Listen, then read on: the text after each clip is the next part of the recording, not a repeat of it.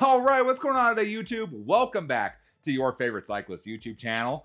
This week, we're talking about what's happened to road bikes in the past decade or so. But before we get into today's video, if you are new to my channel, make sure you head down below, hit that subscribe button for me. If you already are subscribed, make sure you hit that bell icon right next to that.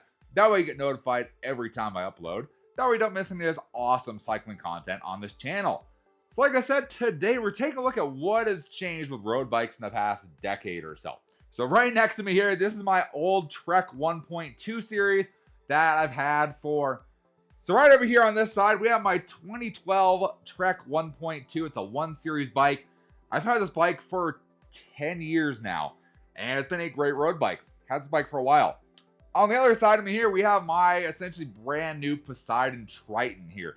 I've had this bike for a little less than a year now. So today I really thought, let's take a look, see what's happened in the past 10, 15 years with road bikes, and whether an older bike from the 2010s or so is still worth it nowadays, or if you need to go for the latest and greatest bike. So first off, let's talk some similarities here. So road bikes still going to come with your pretty standard set of road bike bars. It's going to look very similar to the bars on here.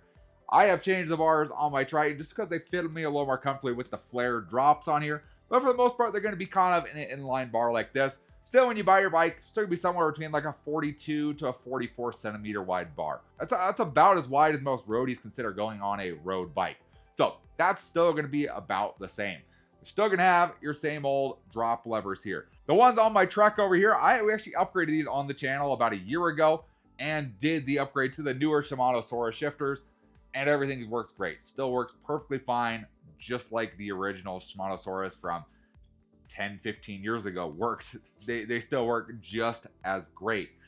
Geometry on road bikes really hasn't changed that much. Honestly, geometry between these two feel pretty similar. Now, I will say the Trek 1.2 is going to be kind of more of your go fast kind of frame is what I consider that one. Versus like the Poseidon Triton, I feel like has a little bit more kind of comfort, endurance built into the geometry of the frame. And that's kind of a usual thing for road bikes, kind of having both kind of sides there. Most companies out there are going to have one that's kind of focused more on a kind of a comfort endurance frame. The other's going to be focused kind of more on like a go fast racing kind of frame, get you in more aerodynamic position. And I can definitely say that is the case with these two bikes. So you have kind of more aerodynamic, fast racing bike over here versus kind of your more comfort endurance bike in the Triton. So those are still pretty much the same. Along with that, the basic drivetrains of them still going to be about the same. You're still going to be running a 2x up on the front, so 2 chain rings up on the front, and then something different in the rear. In the case of the 1.2, it's running a 9-speed on the rear. On the case of the Triton, it's running a 10-speed. Still going to be about the same for at least the basics of the drivetrain. After really that point, a lot of things are going to be different between the two. So let's start right over here with the Trek 1.2. Let's talk about what would have been really common about 10, 15 years ago. And then after that, we'll move on to kind of the more modern bike, the Triton, and talk about what's more common now and what really has changed between the two bikes. All right, so my trusty Trek 1.2. So 10, 15 years ago, what you're going to find is rim brakes. That's going to be pretty much one of the, I would say, most obvious ways that you're getting kind of an older bike, because you're going to have rim brakes on your bike. Very common.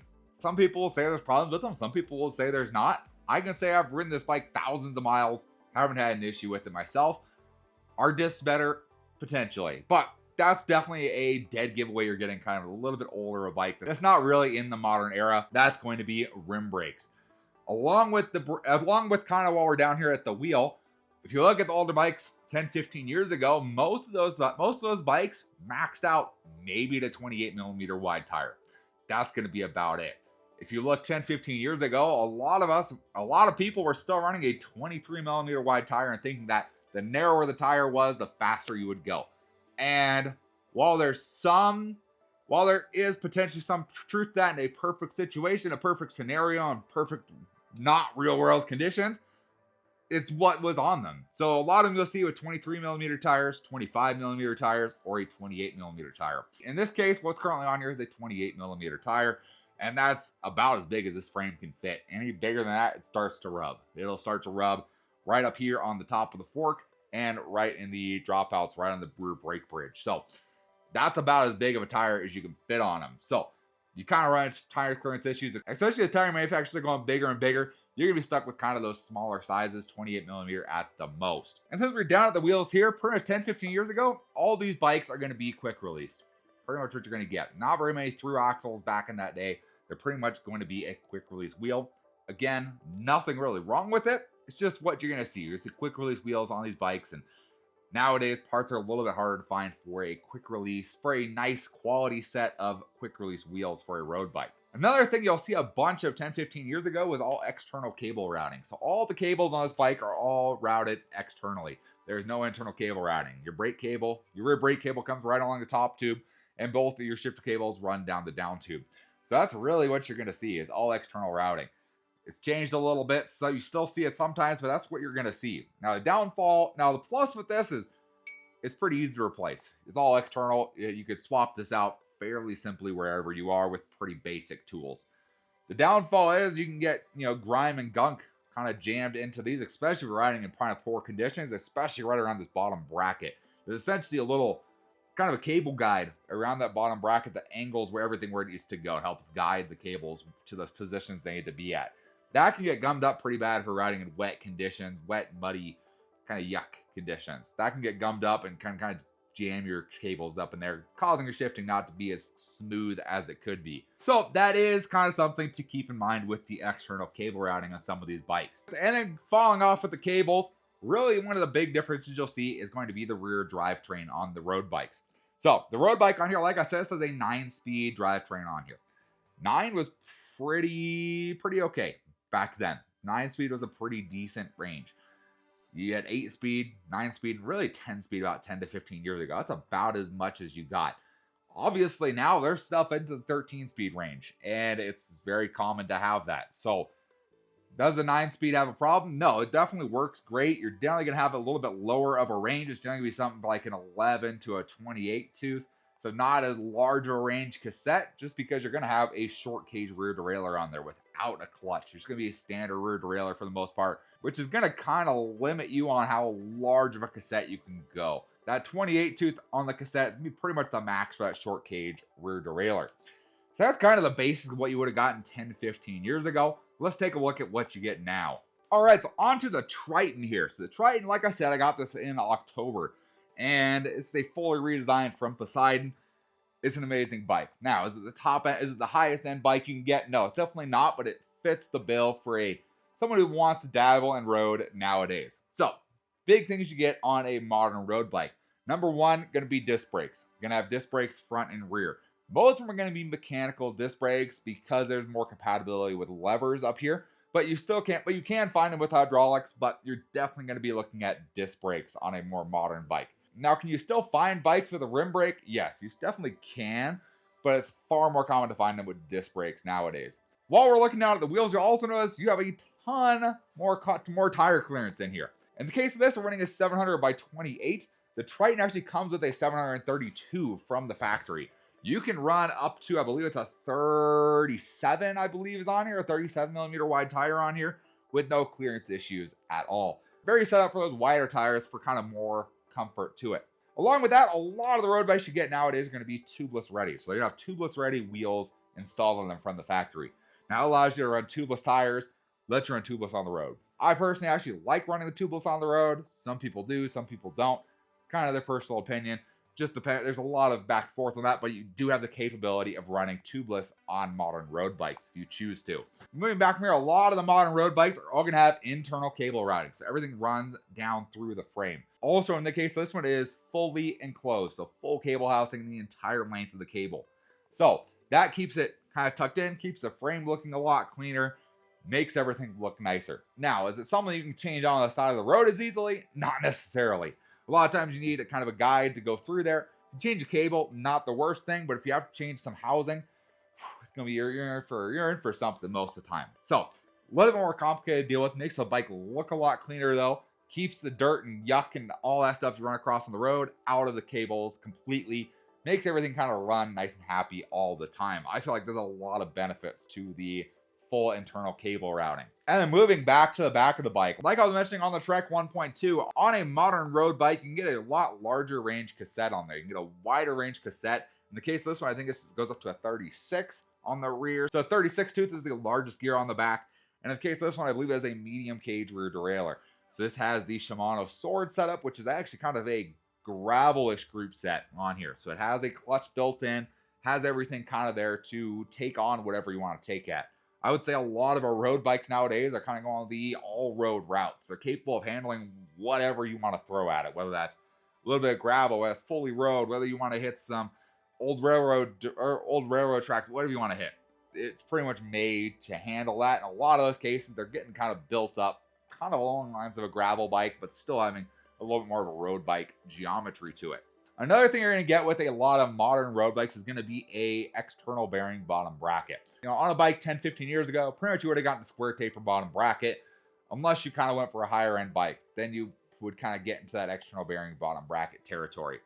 External bearings, what they do is essentially spread that load out to the outside of the bottom bracket shell and essentially make it a little bit stiffer as you pedal through to help with power transfer.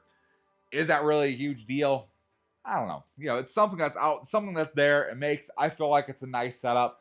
I feel like it works a little bit better than square taper, but something that you do get on modern bikes is going to be an external bearing bottom bracket. So now that we've looked at these two road bikes that are essentially 13 years apart from each other from when they were manufactured, is it really worth it? Is there a big difference? And is it worth it to go for the latest and greatest? Or can you get away with something that's, 10, 15 years old? And honestly, I'd like to just remind you of my background here. My background is in mountain bikes, gravel bikes, anything on dirt. So in my opinion, as a guy that really uses road bikes for a training tool mainly, and not necessarily my main form of bike, I would say you can get away with a bike that's 10, 15 years old. A lot of the parts are still going to be compatible with it. Like I said, we swapped out the drifters on here for the new style Shimano Soras, got rid of the cables across in front, and that made a big difference. Upgraded to a little bit more newer brake on the Tiagras, and I feel like it's still a really good bike even here in 2025. If you're looking just to get out on a road bike as a beginner, or someone just wants to do it as a little bit of like more of training than doing huge long distance rides, something 10, 15 years ago is still going to do a really good job for you. And they'll find them pretty common out there. And you'll see a lot of guys even on group rides still riding something from, 2010s or so. Very common to still see. Now, I'm not putting any shade on a new road bike. The new road bikes are really nice. You get the disc brakes, which work better in all weather conditions. You have the capability to run a wider tire, therefore making it a more comfortable ride for you, being able to run those lower pressures in there. Like I said, I like running tubeless on this bike, so I really enjoy that. It lets me that adds to the comfort for me on the bike, being able to run tubeless. And like I mentioned, most of these new road bikes are coming kind of set up for kind of an all-road setup where they can tackle whatever you want to do, whether that's a little bit of road, gravel, mix of everything, whatever you want to do. I really enjoy that with new road bikes. It makes them feel a little bit, makes them a lot more capable of a bike, so I could take them wherever I want to.